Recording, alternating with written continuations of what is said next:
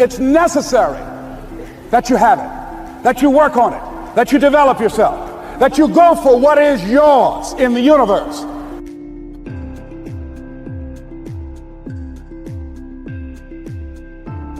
Hey there, why do you want to hear motivational tapes? For the ultimate success, happiness, health, and wealth, to value success and failure equally, to learn something new and be inspired, to increase knowledge about various fields, subscribe to us and stay tuned for endless motivation. When you know within yourself that there's something you want to do, and I believe that all of us were born with a purpose, that all of us have something that we are supposed to do, that all of us have some goodness within us, and that goodness gives us a responsibility to manifest our greatness. And when you know that, you can feel it in your guts, and you know that you're deliberately operating below your potential. You've gotten comfortable. You stop expanding, you stop stretching, you stop challenging yourself. Let me share something else with you. Not only is it possible for you to have your dream, but it's necessary. It's necessary that you have it, that you work on it, that you develop yourself, that you go for what is yours in the universe. There most certainly are times when we feel like that, when you say, I don't have any idea whatsoever of what I'm going to do to pull this out. Mm-hmm. Now, I've been in situations like that, where I had deadlines I had to meet. I didn't meet those deadlines, and I lost a car, lost a home, lights were cut off, telephone was cut off. All of those things are going to happen to you at different points in life. Now, the question is, what does it really mean? It really doesn't mean anything. It's not important at all. It's just a temporary inconvenience, because all of those things can be corrected. And it's a part of the process that we all go through. Now, the challenge is, in the midst of all of these things, is one, to stay focused on your goal, and two, to keep your expectations of making it happen, and keeping your energy positive, and relentlessly looking for ways in order to pull it out. And I guarantee you that there will be some intervention. What causes it? I don't know. That will seem like it's supernatural. Give you an example. I remember once when I lost my job, when I was fired out of broadcasting, September 18th, I'll never forget, 1978. I was behind in my house notes, and my house was up for foreclosure. I did, Larry, everything I could. I had borrowed as much money as I could borrow. I had talked to family members and friends. I did everything I could, and I couldn't get enough money, being unemployed for several months, applying for job after job after job, and couldn't get a job. I couldn't get enough money to save the house, but I never felt, and this is very important, the feeling that I had, I never felt that I was going to lose that house. I wanted that house. And so what I did was very uncanny. I released it. I did the best that I could, and at that time, with the limited money that I did have, I decided to take a trip with my family to Miami to go down and spend time in the sun with my children and my wife. We caught a Greyhound bus from Columbus, Ohio, and we went to Florida. By the time I arrived on the day that the bank was to foreclose at 12 noon on the house, I got a call from one of my former assistants who went by the house and called me and said, Les, it's an emergency. Call Columbus right away. I did, and Carolyn Sloan said, Les, you won't believe this. You have a check from the Internal Revenue Service on your income tax. And it was enough to pay the house notes, and I had money over. I never received a refund prior to that time or since that time. And I did not lose the house. So there are things that we don't know or understand, but we do know that if we do certain things, that things begin to happen that's in our favor that shows that the universe is on our side. Everything that we're seeking. I've been talking to people for several years, and I wasn't really big on, like my mindset's very different than most people. Yeah. It's a mindset of, I don't want to be known too much. I don't want too many looky-loos in my life, because that's where I gain my strength. I gain my strength from a place of quiet. And the more I got my story out there, the more I realized it no longer be David Goggins, the quiet man. It'd be David Goggins, the guy that's on Instagram, answering this, answering that, because I'm also a guy that's always about, if someone reaches out to me, I'm not gonna sit back and say, oh, you know, whatever.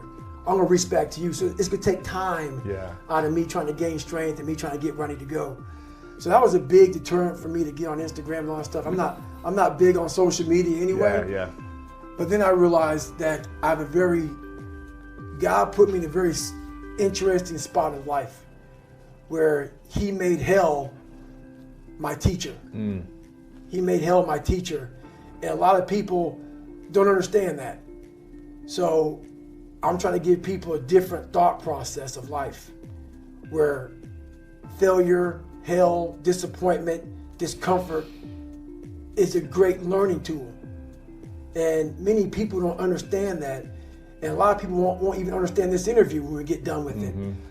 But it's these few moments in life that you have. Like for me, I always talk about it. Rocky 1, round 14. That 1 2-minute and 13-second clip of Rocky getting up when Apollo knocked him down. That one clip, when I was going through a very bad time.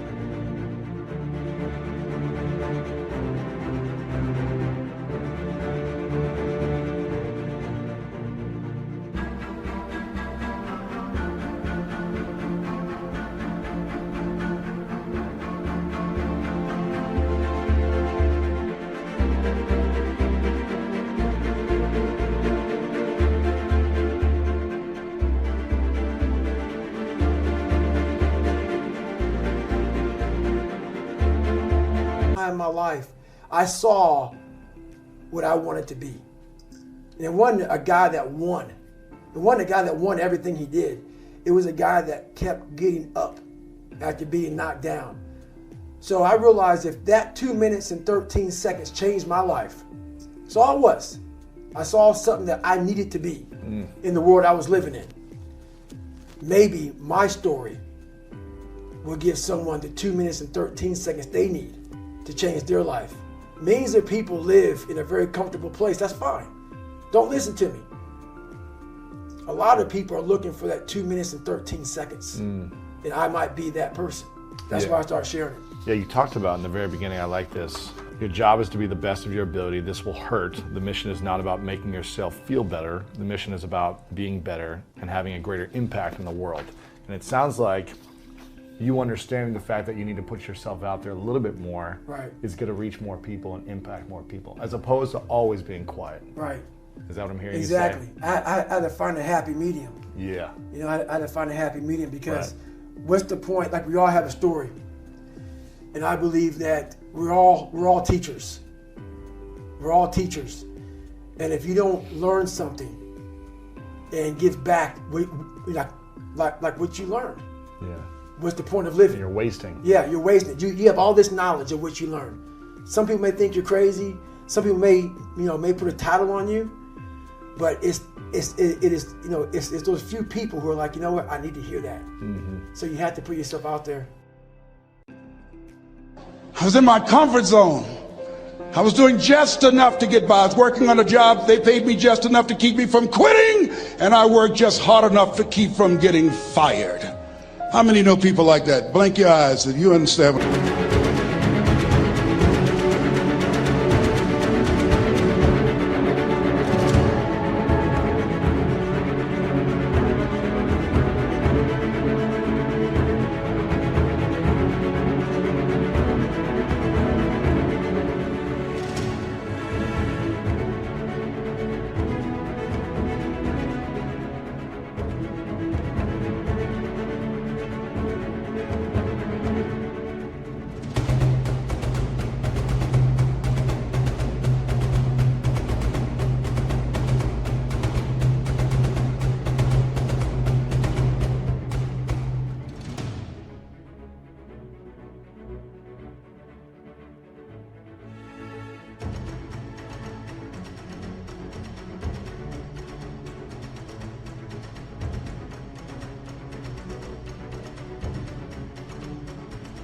I'm talking about.